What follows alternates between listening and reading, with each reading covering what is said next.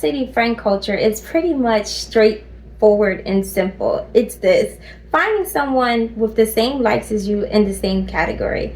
Are you a dog person? Do you like to walk your dog every day? We have lots of dog parks and cute little places that you can take your pup to make friends.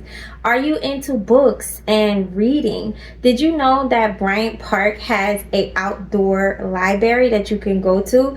There's tons of little coves and shopping centers where you can get food and eat and talk and meet new people. And of course, there is the free library. We have awesome libraries all around the city, but here in Manhattan we have a really big famous one that is really cool to be in. Actually, it has two parts to it. One has an outdoor eating area and the other one is kind of like a museum. It's really cool. Are you into health and wellness? Did you know that in Brooklyn there are tons of health shops? Maybe you might want to go get some sea moss and make some sea moss, or take some classes on herbs and the benefits of them. That's a great way to be able to make friends. There's also the Hudson River and the trail where you can walk it or go bike riding. Did you know that the city offers so many free events? You can try events.com or New York City website to look up free and local events happening. Now, if you have some extra cash that you want to spend, you can do a tour. There are so many great people taking tours that are not actually tourists. So you can meet people and make friends that way. Are you a parent? Do you go to local free events in the city? Do things with other parents to become friends? Your child might want to be friends, and that might make you all want to be friends. I mean, Roblox is a thing here, right? So your kid is a Roblox friend, me and you become yoga Pilates friends. It just kind of all works out. Each borough has different flavors of people. I mean, we got Brooklyn, we have Queens, we have Manhattan, we have Staten Island, there's the Bronx. Go to a different borough and consider talking to someone that you never met before. Maybe you want to go to a sip and paint. Maybe you want to go to Harlem to go to an African shop outdoors. Maybe you want to go to Brooklyn to see the water or the bridge. I mean, there's all kind of places that you can just go and hang out that you don't normally go to meet somebody at a different vibe.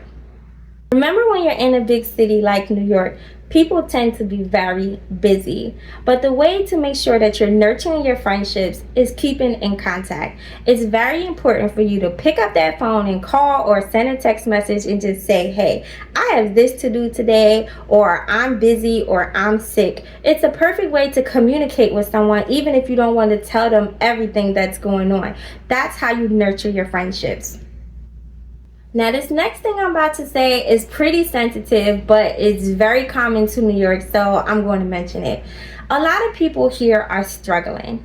Mental health is a serious problem all over the world, but lots of New Yorkers struggle with different things emotionally and mentally. So you do want to exercise caution when you're going to make friends with new people and talk to people, because sometimes people are just not in a good mood.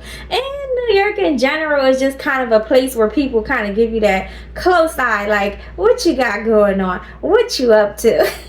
But it doesn't mean that you can't be taken serious or that you can't make a friend.